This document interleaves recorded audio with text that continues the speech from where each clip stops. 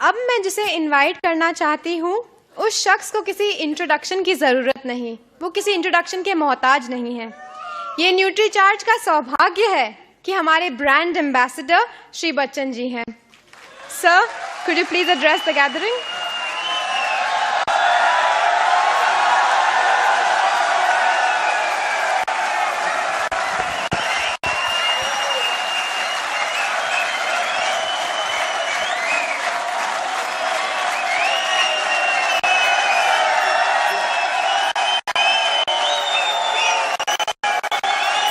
धन्यवाद।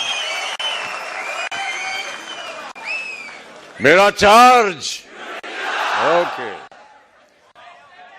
मंच पर उपस्थित त्रिलोकचंद जी, प्रेमचंद जी, मनोज जी, कटारिया साहब और यहाँ पर उपस्थित सभी भाइयों और बहनों, देवियों और सज्जनों, सबसे पहले मैं अपना आभार प्रकट करना चाहता हूँ कि इतना भव्य स्वागत आपने किया मेरा, और जितने भी यहाँ पर लोगों ने आकर के अपने भावनाओं को व्यक्त किया, उन्होंने बहुत सी अच्छी अच्छी बातें कही मेरे लिए। मैं अपने आप को इस लायक नहीं समझता हूँ, लेकिन उन सबको मैं अपनी ओर से अनेक अनेक धन्यवाद देता हूँ।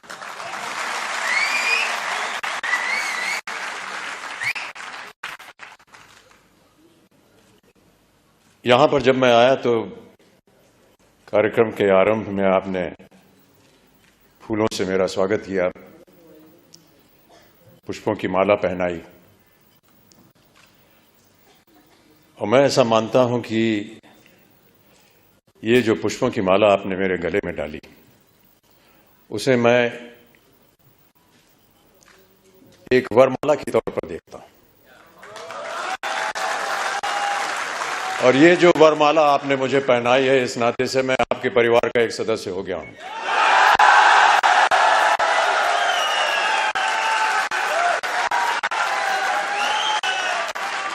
आरसीएम के परिवार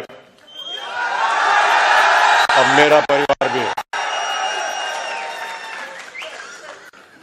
और जितने भी वादे जिन लोगों को आज यहाँ पुरस्कृत किया गया, और जितने भी यहाँ पर सज्जन पुरुष आए हैं, जितनी भी मेहनत आप कर रहे हैं, मैं ये वादा करता हूं कि उतनी ही मेहनत मैं भी करूंगा,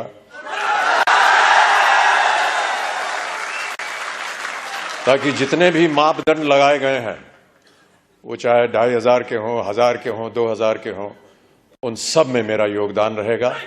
और जब जब आप लोग चाहेंगे कि मैं उपस्थित हूं आपके सामने, मैं अवश्य यहां पर हाजिर हूं।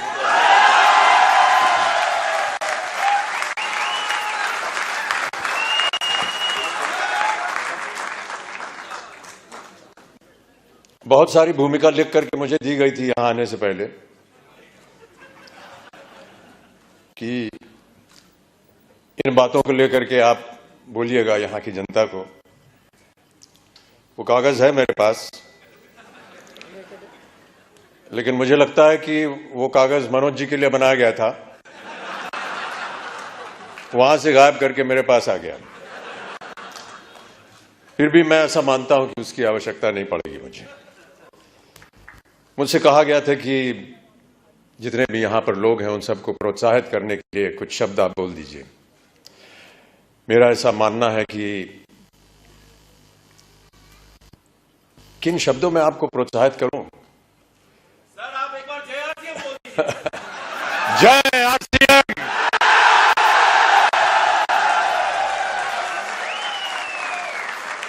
और मैं यही कहने वाला था कि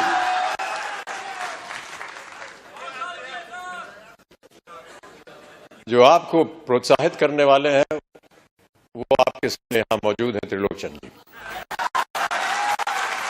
ये जीते जागते उदाहरण है इस कंपनी के, और जितने भी लोग इसके साथ संलग्न हैं। कितनी अच्छी अच्छी बातें बताई उन्होंने, संघर्ष की बात की,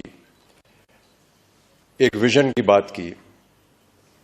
बहुत कम लोग ऐसे होते हैं विश्व में जो दूरदर्शी होते हैं, और मेरी नजर में जो लोग दूरदर्शी होते हैं, उनका सम्मान नहीं करना चाहिए, उन्हें ईश्वर जैसा मानना चाहिए। हम और आप तो शायद नहीं देख पाएंगे कि कल क्या होगा, लेकिन इनकी नजर में होता है और वो देख पाते हैं कि आगे आने वाले दिन कैसे होने वाले हैं। तो इनको एक ईश्वर का दर्जा दिया जाता है। मैं ऐसा मानता हूं कि आप लोगों को एक ईश्वर की तरह त्रिलोक चंद जी आपके सामने मिले हैं।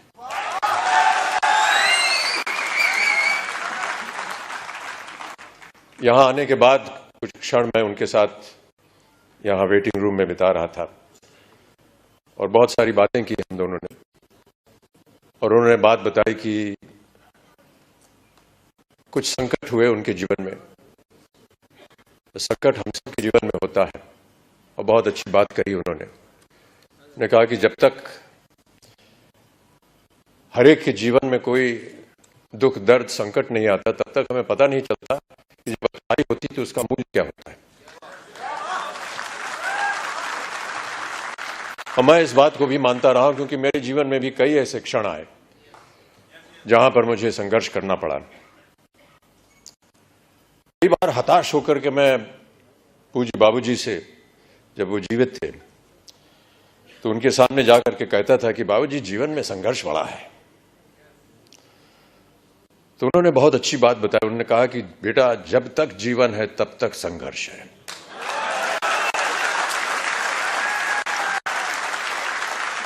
और आप भी मान लीजिए कि आपके जीवन में प्रतिदिन प्रति क्षण ये संघर्ष रहेगा, और आप लोगों को वादा करना पड़ेगा कि ये संघर्ष में आप लगे हैं, आगे भी आगे आप संघर्ष करते जाएंगे, ताकि जो भी कार्य आप उठाएं उसमें वो संघर्ष जो है वो नजर आए। जिस दिन लोग आपके संघर्ष को सम्मानित करेंगे, उस दिन आपका पदार्थ जो है वो ऊंचाइयों पर पहुंच जाएगा।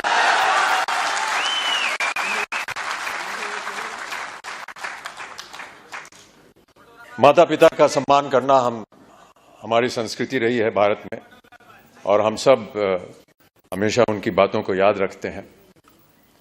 कई बार बाबूजी से पूछता था कि मेहनत करने के लिए क्या करना चाहिए। उन्होंने कहा कि काम करना चाहिए और समय से काम करना चाहिए। एक संस्कृत का श्लोक उन्होंने मुझे बताया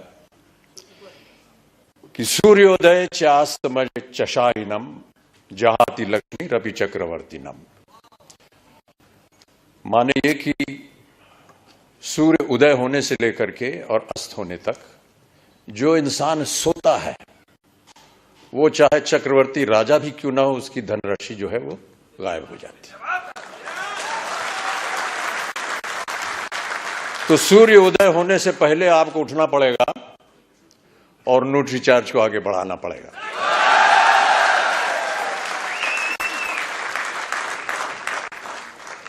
हनुमान जी की एक कथा है। हनुमान जी ने कहा था कि ईश्वर से कि हमको शिक्षा प्राप्त करनी है, ज्ञान प्राप्त करना है, क्या किया जाए, किसके पास जाए।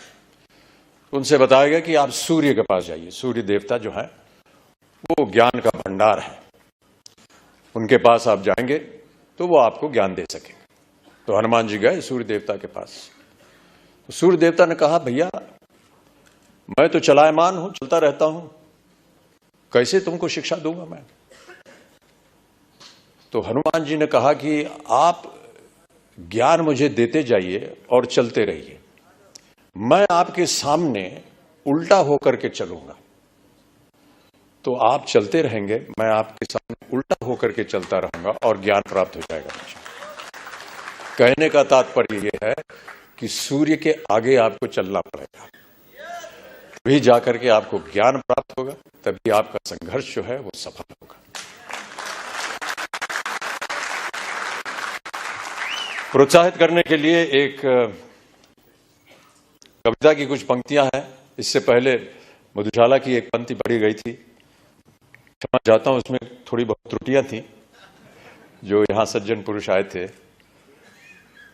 उसको मैं दोबारा एक बार सुनाना चाहूंगा आपको कि मदिरालय जाने को घर से, मदिरालय जाने को घर से चलता है पीने वाला, किस पथ से जाऊं असमंजस में है वो भोला भाला, अलग अलग पथ बदलाते सब, पर मैं ये बतलाता हूं कि राह पकड़ तू एक चला जल, पा जाएगा मधुशाला।